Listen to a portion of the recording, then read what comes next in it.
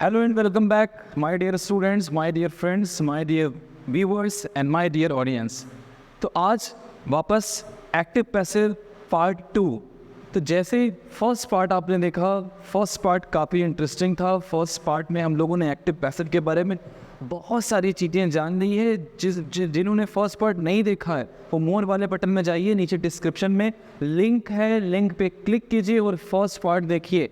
First part अगर आपने अच्छे से देख लिया है, अच्छा क्लियर किया है, तो ही ये पार्ट आपको समझ में आएगा, अदरवाइज़ ये पार्ट आपको समझ में नहीं आने वाला है। तो पार्ट 2 में आज हम लोग बात करेंगे एक्टिव और पैसिव के सेंटेंसेस की, पैसिव का कंस्ट्रक्शन कैसे करते हैं और जितने सेंटेंसेस हैं हमारे पास असर्टिव से लेकर के इम्परेटिव तक, इन सारे सेंटेंसेस की पैसिव वॉइस कैसे बनानी है आज इस पार्ट 2 के वीडियो में हम लोग फिनिश करेंगे। तो आप ये भी कह सकते हैं कि आज का ये वीडियो सेकेंड पार्ट पैसिव का होगा, जिसमें हम लोग अपने पैसिव के मोस्ट ऑफ द सेंटेंसेस को फिनिश कर लेंगे।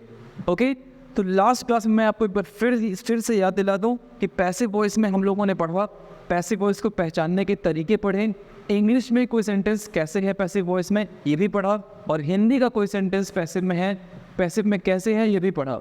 मैं फिर याद दिला दूँ, जिन लोगों ने पार्ट 1 नहीं देखा है वो डिस्क्रिप्शन बॉक्स में जाएं, वहाँ पर लिंक पड़ी हुई है, लिंक पे क्लिक कीजिए और पार्ट 1 का वीडियो देख लीजिए। पार्ट 1 का वीडियो मिस नहीं करना है, बहुत ही इंपॉर्टेंट है।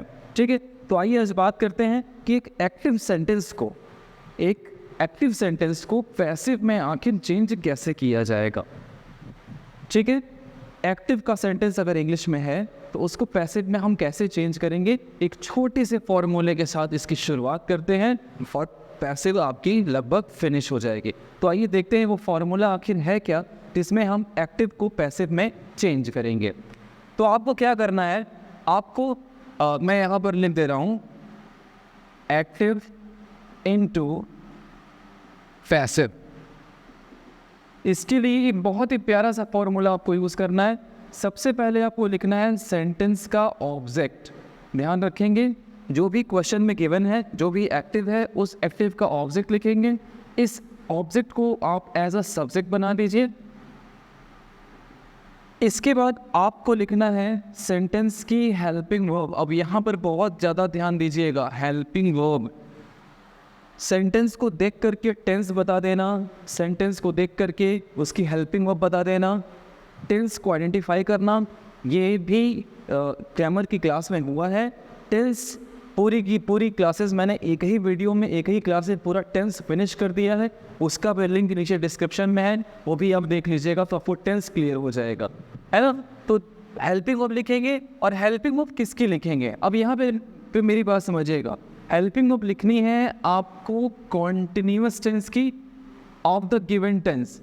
दैट मीन्स आपका क्वेश्चन जिस भी टेंस में है, आपका एक्टिव जिस भी टेंस में है, गिवन टेंस आपका एक्टिव जिस भी टेंस में है, उस टेंस के कॉन्टिन्यूअस की हेल्पिंग वर्ब यहाँ पर लिखनी है। जैसे कि प्रेजेंट इंडेफिनिट का क्वेश्चन है, प्रेजेंट इंडेफिनिट का क्वेश्चन है तो हम प्रेजेंट कंटिन्यूअस की हेल्पिंग वर्ब लेंगे। प्रेजेंट परफेक्ट का क्वेश्चन है, प्रेजेंट परफेक्ट में हमारा एक्टिव सेंटेंस है तो हम प्रेजेंट परफेक्ट कॉन्टिन्यूअस की हेल्पिंग वर्ब लेंगे। ठीक है, ये कर लीजिएगा। इसके बाद आपको क्या करना है, इसके बाद आपको सेंटेंस का मेन वर्ब लिखना है, और मेन वर्ब लिखने हैं हम थर्ड फॉर्म में। सेंटेंस का मेन वर्ब थर्ड फॉर्म में लिखेंगे। देन आफ्टर आपको क्या करना है, आपको लगाना है बाई, और बाई लगाकर जो भी सेंटेंस का सब्जेक्ट है उस सब्जेक्ट को आप लिख देंगे। इस सब्जेक्ट को आप बना देंगे एज एन ऑब्जेक्ट।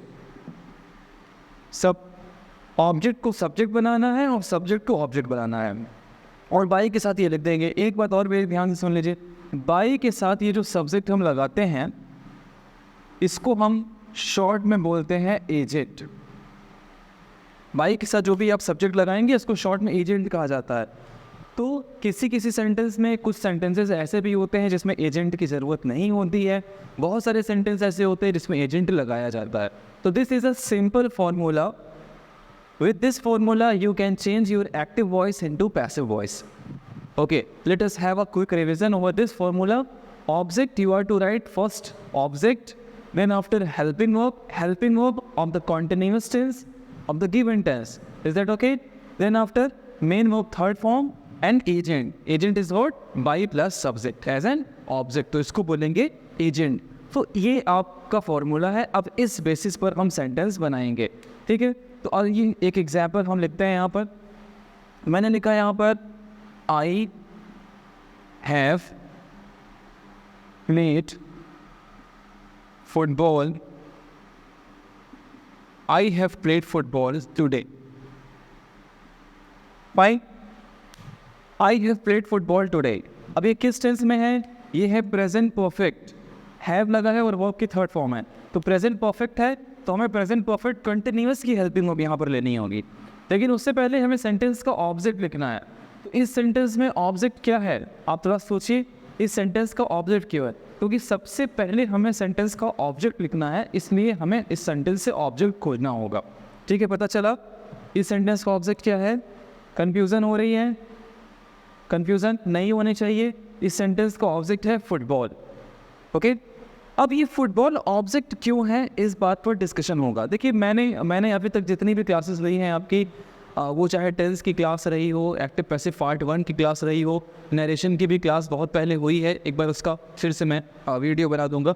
तो इन सभी में मैंने एक ही ट्रिक पर काम किया है कि आप सेंटेंस देखें और सेंटेंस को देखकर तुरंत आप क्विक बताएं कि वो सेंटेंस का फॉर्मेट आखिर है क्या। हम लोग एक्टिव पैसिव पार्ट 1 में भी देखें कि सेंटेंस को देखा और देखकर बता दिया कि सेंटेंस पैसिव में है या एक्टिव में है ना। उसी तरीके से ऑब्जेक्ट के केस में भी आपको करना है। सेंटेंस आपने देखा और सेंटेंस को देखते ही बता दिया कि इस सेंटेंस में ऑब्जेक्ट क्या होगा। तो चलिए आइए इसके लिए एक छोटा सा ट्रिक देख लेते हैं। अगर यहाँ पे हम लिख दे रहे हैं कि how to find an object, how to find an object, इसके लिए आपको क्या करना है? आप सेंटेंस के मेन वर्ब पर जाइए, सेंटेंस की मेन वर्ब पर जाइए। जो भी जिस भी सेंटेंस का पैसिव चेंज करना है उसके मेन वर्ब पे जाइए। इस मेन वर्ब से आप 2 क्वेश्चन करिए, एक व्हाट का और दूसरा whom का। एक क्या का क्वेश्चन करना है आपको और दूसरा क्वेश्चन करना है किसको। सेंटेंस के मेन वर्ब से 2 क्वेश्चन करने हैं आपको, व्हाट का और whom का। और इन दोनों ही क्वेश्चन से आपको जो भी आंसर मिलेगा, इन दोनों ही क्वेश्चन से आपको जो भी आंसर मिलेगा वही सेंटेंस का ऑब्जेक्ट होगा। व्हाट का क्वेश्चन, whom का क्वेश्चन। व्हाट से जो आंसर मिल रहा है वो भी सेंटेंस का ऑब्जेक्ट है, whom से जो आंसर मिल रहा है वो भी सेंटेंस का ऑब्जेक्ट है। तो आइए जरा यहाँ हम लिखते हैं, ये है हमारा मेन वर्ब प्लेड। अब इससे हमने क्वेश्चन किया कि व्हाट प्लेड, क्या खेले, तो आंसर मिला फुटबॉल।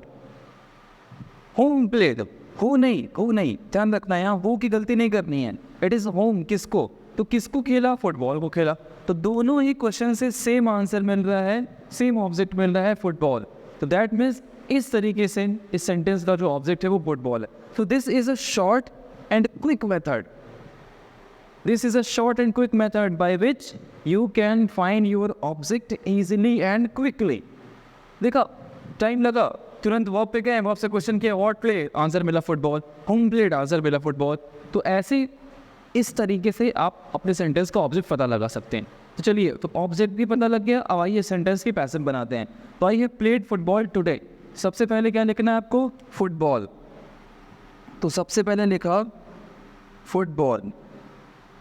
अब क्या करना है, हेल्पिंग वर्ब लिखनी है गिवन टेंस के कॉन्टिन्यूअस की। गिवन टेंस है प्रेजेंट परफेक्ट, तो हमें प्रेजेंट परफेक्ट कंटिन्यूअस लेना है। तो फुटबॉल के साथ हम लगाएंगे हैज़ और हैज़ के साथ लगाएंगे बिन, फुटबॉल हैज़ बिन। फिर क्या करना है आपको, मेन वर्ब का थर्ड फॉर्म ऑलरेडी गिवन है, लगा दीजिए played, football has been played. फिर क्या लगाना है आपको, बाई प्लस सब्जेक्ट एजेंट लगाना है। तो बाई लगाया आपने, and what is our subject, our subject is I. तो आई का सब्जेक्ट को ऑब्जेक्ट बनाना है, ध्यान रखना है, आई का ऑब्जेक्ट हो गया me. Football has been played by me, this is your passive on this active. I have played football, football has been played by me. Football object लगाया सब्जेक्ट बनाकर, गिवन टेंस के कॉन्टिन्यूअस की helping verb लिखी has been, main verb third form, फिर agent लगाया by me. So this is your whole concept of changing an active into passive voice, and I hope You have understood till now what is the rule and how to find an object. Am I okay? Am I okay? ठीक है, अब हम लोग कुछ और question पर आगे बढ़ते हैं और अब जो पढ़ेंगे वो सेंटेंस वाइज पढ़ेंगे। यानी सबसे पहले असर्टिव के सेंटेंसेस को सॉल्व करते हैं, फिर उसके बाद हम लोग इंट्रोगेटिव पे चलेंगे और फिर इम्परेटिव पे चलेंगे। ठीक है, तो आइए चलते हैं। चलिए तो अब आगे बढ़ते हैं और देखते हैं कि एक असर्टिव सेंटेंस का पैसिव वॉइस कैसे चेंज होगा। तो हम यहाँ लिख देते हैं, हेडिंग अपनी बना देते हैं, passive of assertive sentence. Assertive sentences that means positive और नेगेटिव। फॉर्मूला इज सेम, जो फॉर्मूला अभी ऊपर आपने देखा उसी फॉर्मूले पर हमें काम करना है। तो सीधे एग्जाम्पल और सॉल्यूशन। Okay, example number 1। अब यहाँ से ध्यान देते रहिएगा, कुछ छोटे छोटे फॉर्मूलेज यहाँ पर भी आएंगे, अभी ख़त्म नहीं हुआ है पैसे। तो एक सिंपल एग्जाम्पल लेते हैं, my mother कुक्स food in the kitchen. My mother कुक्स food in the kitchen. अब इसकी पैसिव आपको चेंज करनी है, इसकी पैसिव हमें चेंज करनी है। तो पैसिव चेंज करने के लिए सबसे पहले ऑब्जेक्ट चाहिए, और ऑब्जेक्ट को पता लगाने के लिए हम वर्ब के पास जाएंगे, वर्ब से क्वेश्चन करेंगे, व्हाट कुक, आंसर मिला फूड। होम को किसको पकाती है, तो आंसर मिला फूड। इन दोनों ही केस में फूड हमारा ऑब्जेक्ट है। फूड को आप सबसे पहले ले आइए, फूड। ओके, फिर हमें क्या करना है, कॉन्टिन्यूअस की हेल्पिंग वर्ब लगानी है। तो प्रेजेंट का इंडेफिनिट है, टेंस ध्यान रखना है, बिना टेंस के पैसिव वॉइस नहीं आने वाली है। टेंस तो पढ़ना ही पड़ेगा आपको। विदाउट टेंस आप पैसिव वॉइस नहीं कर सकते हैं, विदाउट टेंस आप नरेशन नहीं कर सकते हैं। तो टेंस की इन्फॉर्मेशन ले लीजिए, लिंक डिस्क्रिप्शन में है भैया, इतना ध्यान रखना सब लोग। तो फूड, फूड के बाद कॉन्टिन्यूअस की helping verb, food is. Main verb third form, cook का third form cooked, food is cooked. फिर आपको लगाना है in the kitchen, in the kitchen लगा दिया, और लास्ट में एजेंट लगा दीजिए बाई माई मदर। तो food is cooked in the kitchen by my mother. आप इन द किचन बाद में भी लिख सकते हैं, food is cooked by my mother in the kitchen, वो भी सही है। ओके, अब देखिए ये sentence, he is writing an essay. He is writing an essay, वो एक ऐसे लिख रहा है। ध्यान रखना है आपको, this is already a continuous tense, और हमारे पास फॉर्मूला क्या है कि हमें कॉन्टिन्यूअस की हेल्पिंग वर्ब लेनी है, और यहाँ पहले से ही कॉन्टिन्यूअस है। तो ये देखते हैं हम कैसे बनाते हैं। सबसे पहले सेंटेंस का ऑब्जेक्ट लिखेंगे। ऑब्जेक्ट लिखने के लिए क्या करना है, वर्ब से क्वेश्चन करना है। 2 क्वेश्चन करने हैं, व्हाट और whom। व्हाट राइटिंग एन ऐसे, होम राइटिंग एन ऐसे। एन ऐसे उठा के इधर ले आइए, एन ऐसे। अब बहुत ध्यान से देखिएगा, कॉन्टिन्यूअस में ऑलरेडी है, हेल्पिंग वर्ब यहीं ले लीजिए। अब आपको लगाना है बीइंग। कॉन्टिन्यूअस की पैसिव जब हम बनाएंगे, कॉन्टिन्यूअस की पैसिव जब बनाएंगे तो कॉन्टिन्यूअस की हेल्पिंग वर्ब के साथ ये बीइंग हम एडिशनल अलग से हमें लगाना होगा। राइटिंग में आईएनजी है, उस आईएनजी को हटाने के लिए यहाँ पर बीइंग का यूज़ किया जाता है। तो एन ऐसे इज बीइंग। अब राइटिंग का राइट हो गया और राइट का थर्ड फॉर्म हो गया written. N essay is being written, by लगाया और सब्जेक्ट को ऑब्जेक्ट बना दिया, ही को ऑब्जेक्ट हो गया हिम। तो an essay is being written by him. तो कॉन्टिन्यूअस की पैसिव जब भी बनाएंगे तो कॉन्टिन्यूअस की हेल्पिंग वर्ब के साथ हमें लगाना है बीइंग। ठीक, क्लियर। एक और एग्जांपल देखिए, एवरीवन स्पीक्स इंग्लिश नाउ अ डेज। अब इसको बहुत ध्यान से देखिएगा, एवरीवन स्पीक्स इंग्लिश नाउ अ डेज। आजकल सभी लोग इंग्लिश बोलते हैं। आप बोलते हैं, नहीं बोलते हैं तो बोलना सीख लीजिए। एवरीवन स्पीक्स इंग्लिश नाउ अ डेज। शॉर्ट्स, मेरे कुछ शॉर्ट्स भी हैं, मैं उसका भी लिंक नीचे आपको मोर में दे रहा हूँ। तो उसमें अलग अलग तरह के वो कैब्स की बात हम करते हैं, अलग अलग तरह के वर्ड्स की बात करते हैं जो लगभग होमोफोन्स के जैसे हैं, सिमिलर हैं, तो वो भी आपके लिए काफ़ी ज़रूरी पार्ट है, क्योंकि वो शॉर्ट रहता है, छोटा छोटा वीडियो रहता है, तो उसको आप देख सकते हैं, बहुत सारे वो कैप्स की इन्फॉर्मेशन आपको हो जाएगी वहाँ पर, तो उसे भी आप देख लिया करिए। आप ही लोगों के लिए बनाया जाता है, और मोटिवेशनल चीज़ें भी कुछ रहती हैं, आप उसे भी देख लिया करिए। और देखने के बाद आपको पता ही है क्या करना है, उसको बताने की ज़रूरत नहीं है, लेकिन फिर भी बता दे रहा है। जो लोग नए हैं, अभी आज ये वीडियो जो पहली बार देख रहे हैं वो सब्सक्राइब कर लें, जो पुराने हैं उनको शेयर कर देना है दूसरों को, ताकि ये जो चीज़ें हैं, इतनी इंपॉर्टेंट चीज़ें हैं, पैसिव और एक्टिव पर इतनी अच्छी जो क्लास चल रही है, ये दूसरों के पास ही पहुंच जाए। लाइक करिए, कमेंट करिए, बताइए समझ में आया कि नहीं समझ में आया, या कोई और नया कॉन्सेप्ट मैं बताऊं, है ना। तो ये सब आप कर लीजिएगा। तो एवरीवन स्पीक्स इंग्लिश नाउअडेज, अब इसकी पैसिव बनाइए, वो तो करते रहिएगा आप, सब्सक्राइब, लाइक, कमेंट से सब जो होता है करते रहिएगा। फिलहाल हम लोग पैसिव बनाते हैं। तो एवरीवन स्पीक्स इंग्लिश नाउअडेज। अब सबसे बड़ी प्रॉब्लम क्या है, ऑब्जेक्ट खोजना। अब नहीं रही बड़ी प्रॉब्लम। स्पीक से क्वेश्चन करेंगे, व्हाट स्पीक्स, तो आंसर मिलेगा इंग्लिश। होम स्पीक, किसको बोलता है, तो आंसर मिलेगा इंग्लिश। इंग्लिश ऑब्जेक्ट हो गया, उठा लाइए इधर, English. Tense, present indefinite, present continuous की हेल्पिंग वर्ब इज।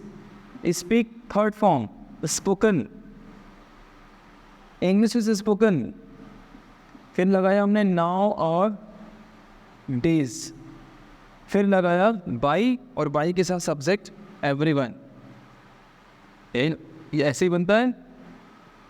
अब यहाँ ध्यान देने वाली क्या बात है, बाई एवरीवन लगाने की ज़रूरत नहीं है, इस एजेंट को लगाने की कोई ज़रूरत नहीं है।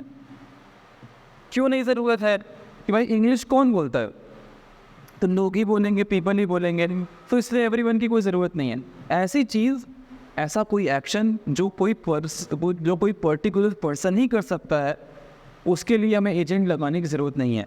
अच्छा, अब जैसे स्कूल्स में पढ़ाता कौन है, टीचर्स, तो बाई टीचर्स लिखने की ज़रूरत नहीं है। हॉस्पिटल्स में सर्जरी कौन करता है, सर्जन करते हैं, डॉक्टर्स करते हैं, तो बाई डॉक्टर्स की ज़रूरत नहीं है। वैसे ही इंग्लिश कौन बोलता है, तो लोग बोलते हैं, तो बाई एवरीवन आप मत लगाइए, कोई ज़रूरत नहीं है एक्स्ट्रा वर्ड्स रखने की। तो ये एग्जाम्पल आई होप आपको बहुत अच्छे से समझ में आ गया होगा, है ना। अब तो देखिए, सारे एग्जाम्पल्स में कुछ ना कुछ नया है, इस बात का ध्यान रखिएगा। ये प्रेजेंट एंड डिफरेंट में चला है सिंपल। यहाँ पर हम लोगों ने कॉन्टिन्यूअस देखा, कॉन्टिन्यूअस में हेल्पिंग वर्ब के साथ आपको बीइंग लगानी है। और यहाँ देखा हम लोगों ने कि एजेंट कब लगाना है, कब नहीं लगाना है। जहाँ ज़रूरत नहीं है एजेंट की, वहाँ एजेंट मत लगाइए। अब आगे के कुछ एग्जाम्पल्स में कुछ नेगेटिव के सेंटेंस और कुछ नया पार्ट, ठीक है। चलिए, तो आइए अब एग्जाम्पल नंबर 4 पर चलते हैं हम लोग। अब यहाँ का, अब ये जो एग्जाम्पल है इसको ध्यान से आपको देखना है। He has given me 2 chocolates. He has given me 2 chocolates. उसने मुझे 2 चॉकलेट दिए हैं, ठीक है। अब हमारा सबसे पहले क्या करना होता है, ऑब्जेक्ट लिखना होता है। ऑब्जेक्ट लिखने के लिए आपको मेन वर्ब के पास जाना पड़ेगा, मेन वर्ब से क्वेश्चन करना होगा, व्हाट और होम का। चलिए आइए देखते हैं। तो हमने व्हाट का क्वेश्चन किया कि व्हाट गिवन, आंसर मिला 2 चॉकलेट्स। व्हाट का क्वेश्चन किया तो आंसर मिला 2 चॉकलेट्स, ठीक है। और हमने किया होम का क्वेश्चन कि होम गिवन, किसको दिया, किसको दिया, तो आंसर मिला me. That means in this sentence there are 2 objects. अब परेशानी बढ़ गई, अब परेशानी बढ़ गई कि इस सेंटेंस में 2 ऑब्जेक्ट हैं। अब जब 2 ऑब्जेक्ट हैं तो क्या हम दोनों से शुरू करते या किसी एक से शुरू करें। अच्छा, अगर किसी एक से शुरू करें तो किससे शुरू करें, 2 ऑब्जेक्ट का केस है। व्हाट का क्वेश्चन किया तो 2 चॉकलेट्स मिला, होम का क्वेश्चन किया तो मी मिला, है ना। तो अब हम किससे शुरू करें, उसके लिए आइए इसलिए ये भी प्रॉब्लम सॉल्व कर लेते हैं। आप जब व्हाट से क्वेश्चन करते हैं तो व्हाट का जो क्वेश्चन है ये हमें इनडायरेक्ट ऑब्जेक्ट देता है। कैसा ऑब्जेक्ट देता है, इनडायरेक्ट ऑब्जेक्ट देता है। आपने क्लास 6 में पढ़ा होगा, 7 में पढ़ा होगा, भूल गए वो अलग की बात है। 6-7 में पढ़ाया जाता था IODO करके। अच्छा, अब अगर हम होम का क्वेश्चन करें तो ये हमें देता है डायरेक्ट ऑब्जेक्ट। फाइन, व्हाट के क्वेश्चन से इनडायरेक्ट ऑब्जेक्ट, होम के क्वेश्चन से डायरेक्ट ऑब्जेक्ट। तो अगर 2 ऑब्जेक्ट का केस हो तो we should start our sentence, we should always start our sentence with direct object. दो ऑब्जेक्ट का केस हो तो सेंटेंस को हमेशा डायरेक्ट ऑब्जेक्ट से ही शुरू करेंगे। इस बात को अपने माइंड में और हार्ट में बैठा लीजिए। तुम्हारा डायरेक्ट ऑब्जेक्ट क्या है? मी। अब मी से सेंटेंस शुरू करना है, तो मी से शुरू करने के लिए मी को बना दिया आई। प्रेजेंट परफेक्ट टेंस तो present perfect continuous. I have been, I have been. Main of third form already given है, गिवन टू चॉकलेट्स। फिर क्या लगाना है आपको? बाई और ही का हो गया हिम। तो I have been given 2 chocolates by him. Clear? तो दो ऑब्जेक्ट के केस में व्हाट का जो आंसर होगा वो आपको इनडायरेक्ट ऑब्जेक्ट देगा, होम का जो आंसर होगा वो आपको डायरेक्ट ऑब्जेक्ट देगा। तो दोनों ही केस में अगर ऐसे केसेस कभी आ जाए कि दो ऑब्जेक्ट आपके सामने हो तो आपको क्या करना है? आपको अपना सेंटेंस शुरू करना है डायरेक्ट ऑब्जेक्ट से। तो डायरेक्ट ऑब्जेक्ट से ये सेंटेंस हमने शुरू कर दिया।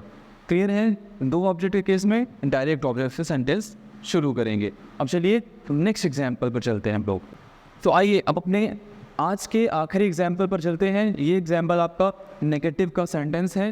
For example, they had not stored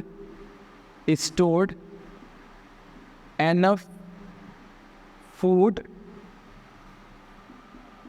in their houses. They have not stored enough food in their houses. Okay?